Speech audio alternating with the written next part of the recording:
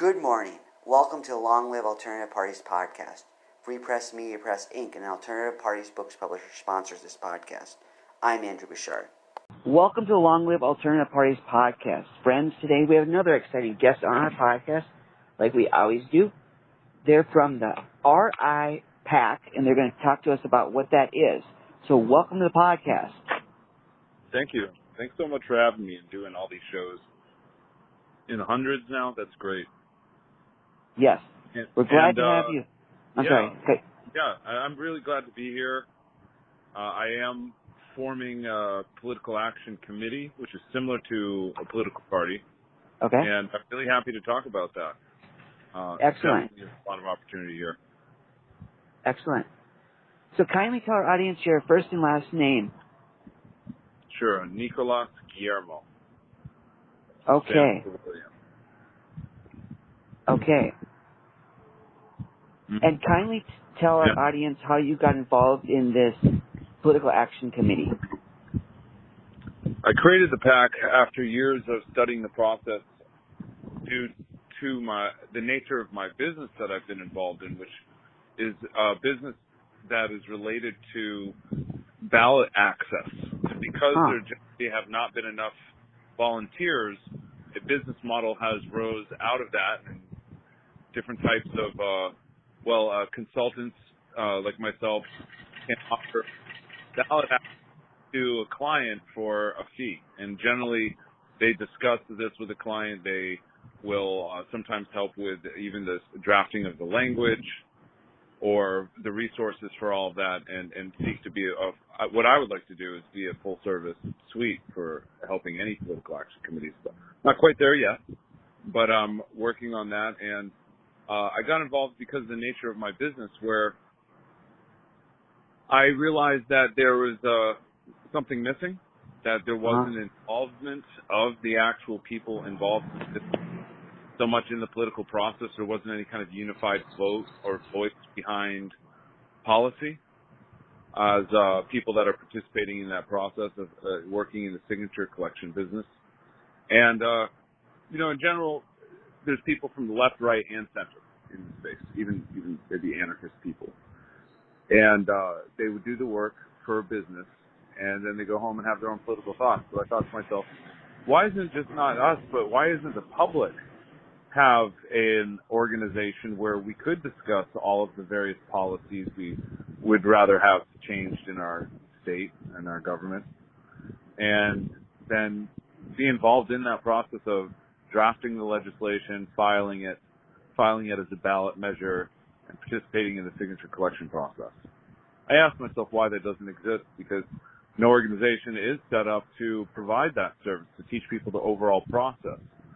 And periodic PACs come up with specific policy issues, and they campaign, and they are essentially reinventing the wheel over and over again. There's nothing wrong with that. That's just the history of this process, is that they made it a system where people form political action committees to manage money for the operation, which is required to collect enough signatures in time and even validate them, make sure they're registered voters, and have a competing campaign to get on the ballot. Sure. I was listening to your last radio show, and the lesson to me was instant runoff voting needs ballot access, just like Maine and Alaska, and that's how they got it on the ballot, with signature collection. And if only people knew about the process more, knew about how it works, how to collect signatures physically, being in the streets, the grocery stores and malls, out there in parking lots getting signatures, knowing what that process feels like and being a part of it.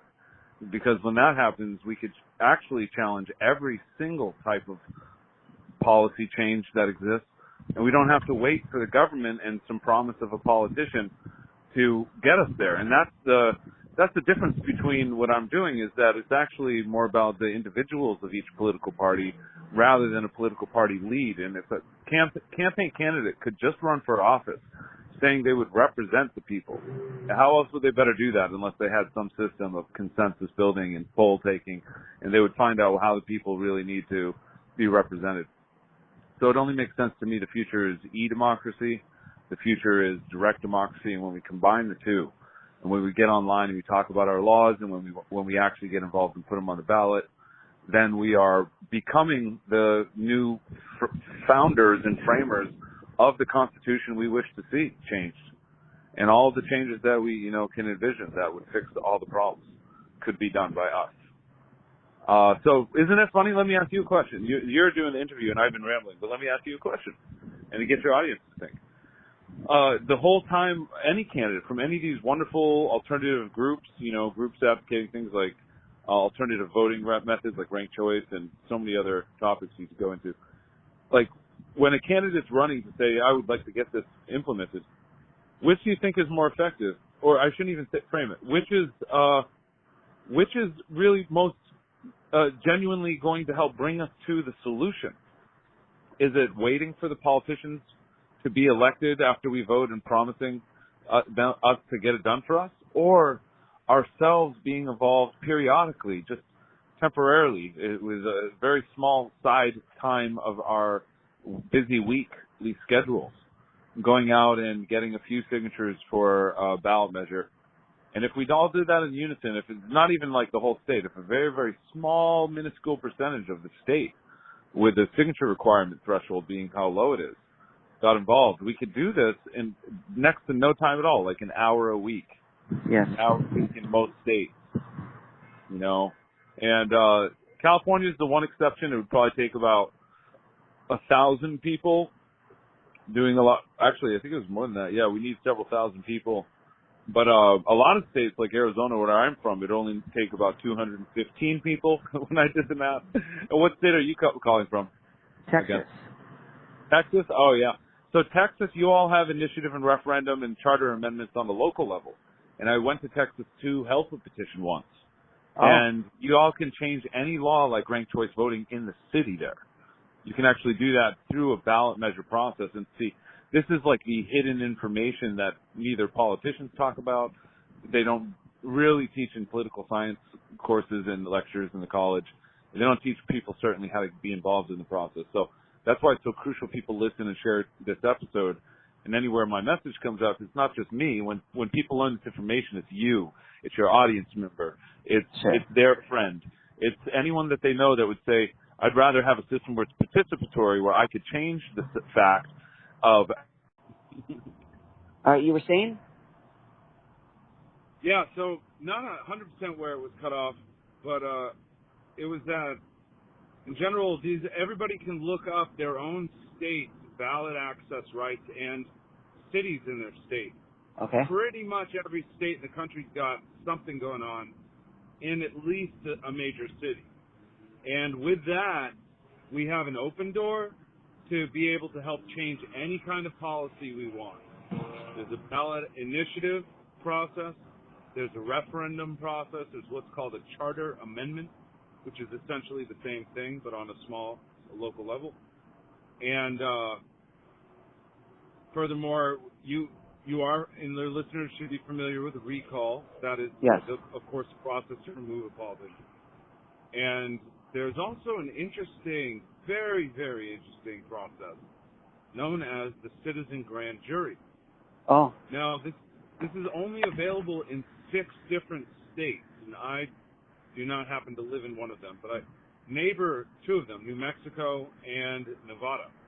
Oh. Now, Nevada's the only state that has every single type of ballot access question of those 4 I just mentioned. And every state, of course, has nomination where we can get candidates. And there's a third party and option candidate process to qualify, and that is also very valuable. But at the end of the day, I think that if the candidates can unify behind the idea of e-democracy, even they then can help make their own case for their policy choices and invite the public to, polite and sophisticated debate. And it can be done online, and it can have a real methodology, so everybody can look at it as from a learning perspective to hear all sides. And we can turn it into something constructive instead of how arguing is done online. People troll each other and get so divisive. Okay. Can you still hear me okay? Yeah, I can hear you. Now, kindly tell our audience more about that citizens grand jury. That's something I may have heard about it from one of our candidates, but it's not something I've heard about too much. So kindly explain that to us. Okay, the citizen grand jury process you're talking about? Yes. Yeah, so there's 6 states. Let's see if I can remember all of them. There's, first of all, Kansas. Okay. I believe that is one of them. New Mexico, Nebraska, North Dakota, Nevada, Oklahoma, and I'm missing one, aren't I? Is it Minnesota? Minnesota. You know, it's so funny. I post about it all the time. It's one of those just little things. I'm glad you're bringing it to my attention. Now, I just posted it recently on Twitter. I have a post called 0x Petitioner.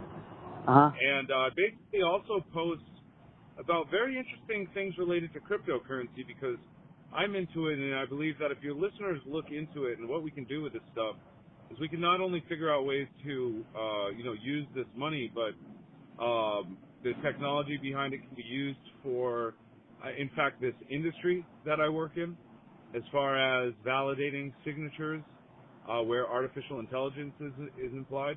And it's just about the shared ownership. Just like we'd like to have shared ownership of our country, we would like to have a more decentralized power where it's we the people, not you the politician that was elected. And that decentralized power structure is also inherent in cryptocurrency. So I think that there's a correlation. I'm going to keep posting about both ideas. You can see some stuff about citizen grand jury recently because of some federal, crimes going on. People must pay attention to. And I don't know if I'm 100% right on everything. I may be a little fringe. But at the same time, I don't really put too much opinions out there. But I'm open to hearing all sides. And that's what I am open to. And I hope your listeners and, we all want to have that kind of open space where we can talk about policy and how it can either help us or harm us. And we should be aware of that. And, it's not just up to candidates. It's not one person that's so smart they know every single right policy. I don't think that's the case. I think every one of us can start thinking what policies we want to change and skip the whole middleman of thinking you have to elect somebody. And let's just all do it together and put those policies on the ballot. Now, if we get a candidate running and they want to say, let's improve ballot access rights, let's put bills into power to, give people more direct democracy, then I'm all for it. And I think that we need that no matter what political paradigm people are for, because it should be for education, getting consensus. And when people have consensus on policy, it won't matter. The candidates can pass things and it will be great when all the people agree, And we have to let that happen, and that is only going to happen with our participation, I believe, in, e-democracy, building a community behind it. And, if you live in one of these states like New Mexico or Nevada, that's where I'm going to be, any of your listeners are out there, because I'm neighboring those states. So when it does happen, I will be, going to both of those first to figure out what exactly I can do. In the meantime, anyone who lives in any of those states, they can contact me and they can see it. I apologize. I'm driving right now. Otherwise, I would check. But that was the list. I'm sure it's Oklahoma, New Mexico, Nevada, Nebraska, North Dakota, and I'm pretty sure Kansas. And it must be one more, but it might be Missouri, like you said, or it might. Yeah, I think it might be Missouri. Okay. Let's see. But yeah, you know what? I try to focus on my own state, Arizona. I do know a bit about Texas with the charter amendment, and it's really good. And if I could help you, if at any point you want to be an investigative journalist, and then tell your audience what it was like when you went down there, went to the state house, or went to the local city office, and talked to them about these rights and how they responded. What papers did they give you? For me, that's a really interesting conversation. And I'm inspired being here because I want to also, grow an audience, some kind of election reform talk. And that's what I want to do, is I want to get people talking about their stories of what it's like and teaching others how to get involved in this process of actual policy change. And that's how we're going Sure. to change America. Yes. And Yes. the countries, all the countries all over the world have these rights. And I just found out the country of Uruguay, for example, they have no time limit on their signatures. Like here, we have a time limit. So if you don't get the signatures, it's over. You got to start over again. So it's really challenging. But Uruguay, there's nothing stopping the people there from turning that government into whatever they want it to be. It's amazing. It's amazing. Yeah. Costa Rica is one of them. Switzerland, people know about that. But there's a lot of other countries, like even Japan. So Japan has a referendum process. It's just, we got to know about that. So you have so many different shows, so many different proponents and candidates that know of the policy ideas. And I would challenge the idea of what it could potential to connect these candidates with me and you together and actually now figure out how all of us can come together and build something together that would allow all of us to magnify each individual's power for attention to these topics and how we can get people involved in fixing them. Yes. Yeah, that would be a great undertaking. Yeah. And it would involve the whole U.S., and there would have to be state leaders, and people would have to, lead their state and kind of like bringing that open, and then there would be more people doing that. The idea is to decentralize even that infrastructure. So what I learned is kind of more or less like how to go about political consulting. And it's an industry that could be disrupted. It could be decentralized. It could be gone mainstream to just, us folks like us who would want to change laws and want to bring that information, how to do it to people. Because everyone else is going to point towards elections. And I know that's how the system has given us direction, but it's not how it needs to be. It can be so much more, because that whole time while the candidates are running for office, we can also have those policy changes right on the ballot. Sure. Yeah, we could do them both at the same time, in tandem with each other. Exactly. And we should have that with the alternative candidates so they get a chance. And once they get elected, they push for policy that opens up ballot access, that makes it easier to qualify ballot measures, Sure. And give people more information. Because I don't want to go so far as saying they're gatekeeping, but out of the totality of political sciences, this is an area that is least understood and least explained or promoted that I know of. There's only a few nonprofits there. And the way the IRS does it is as soon as you're a nonprofit, which is essential, you got to have a group that's all about education to teach people these things. But as soon as you do that, the IRS says, you don't have to pay taxes, but unfortunately, the thing is, they also don't have free speech, because as soon as that happens, they can't politically suggest for or against any candidate or political policy or the reasons for such idea. So they can't be objective. They can't be like morally and ethically for the people, as they'd openly have with free speech, telling us how to fix the problems that are going on. Does that kind of make sense? Because the IRS mandate, it's funny, but IRS does have free speech laws that limit every American, even though that's the First Amendment of our Constitution. Because as soon as you're a nonprofit, you can't talk about policy. You can't. You can be indirect, and that's the only way they get away with it, but it's under a sharp razor, and they have lawyers, and the IRS is looking at them trying to take away their 501c3 status. So it affects churches for their reasons, and it affects any nonprofit, actually. So because of that, there needs to be there's a niche, there's a solution, and that's where what I'm building, where RIPAC comes in, is to teach people about the process, how to get involved in the ballot initiative process, how to objectively decide policy as a community and help put it towards the ballot, how to organize. I'm working on all of the infrastructure so people can work with me, and I have a lot of tools. I actually have tools that will be helpful for you, my friend, and we will have another meeting where I can share them with you and give you as best access as I can to help you leverage marketing campaigns. I'm only one person. I can manage so much. but I do have more than enough tools to operate for myself in a given day. And I don't think there's any even like login restrictions if we were both logged in or not.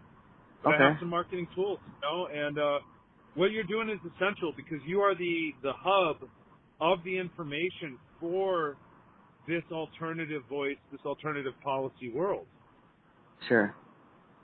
You are. You're. That's what you're leading to be, and who else is out there doing that right now?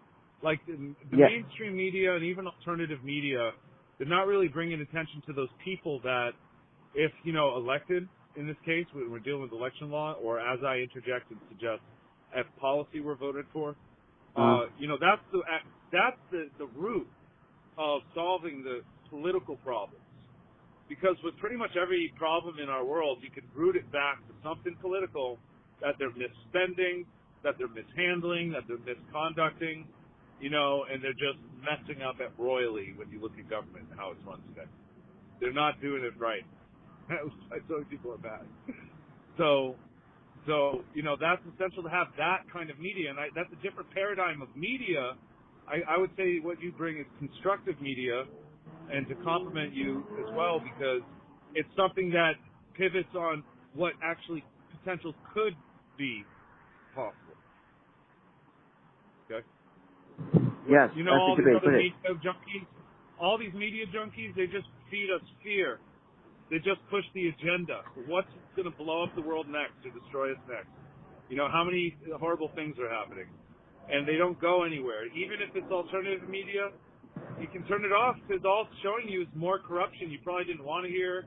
It just shows how worse it is. And, maybe it's somewhat necessary, but at the same time, it's not. Like, unless it's actually getting people involved in the solution, then I don't think it's good enough for the next paradigm that the people on this planet need to take, to survive this. Because we're going in dark places unless we survive this.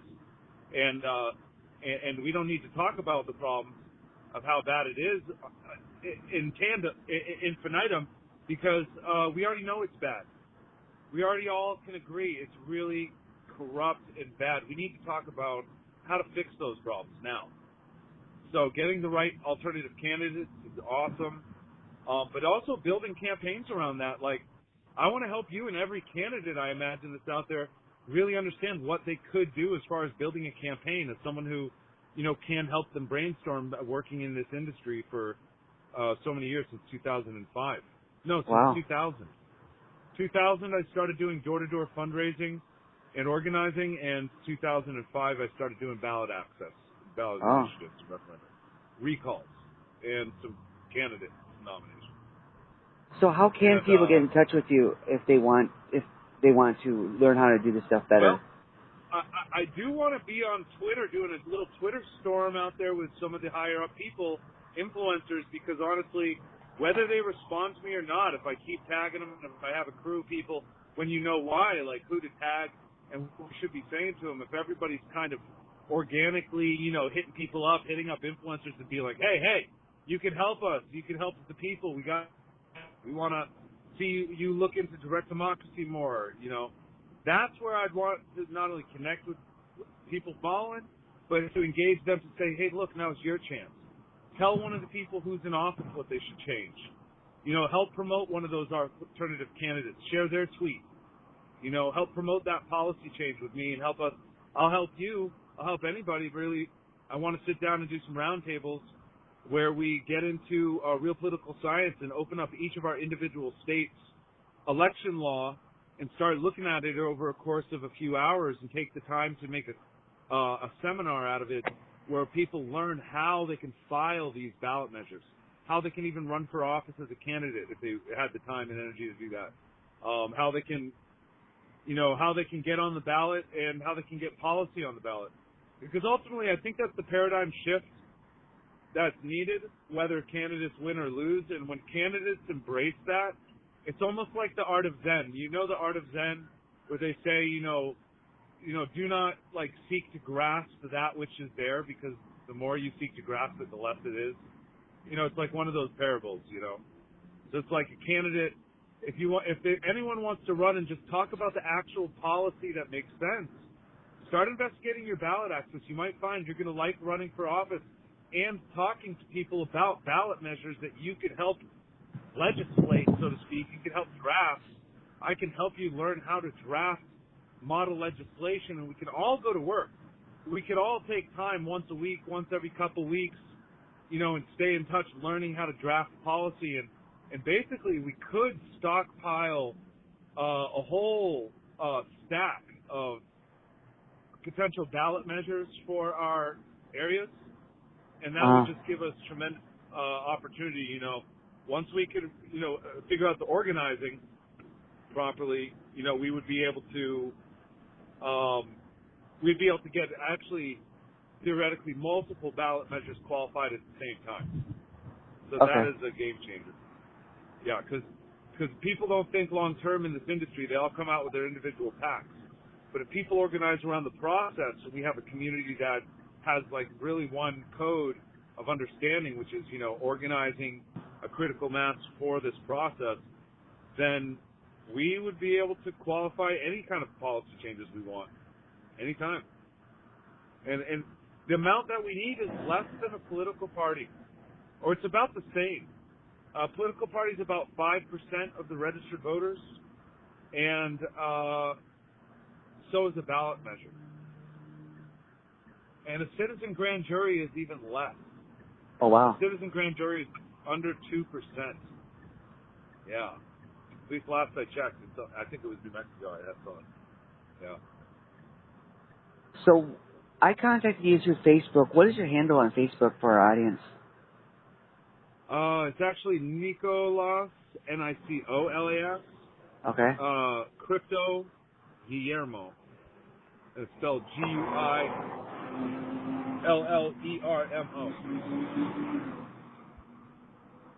Okay. Yeah, it's a picture of me and my dear Ola. All right. So that's a good place for people to go to connect with you. It is. It is. My messenger is active. Twitter is good. 0x petitioner.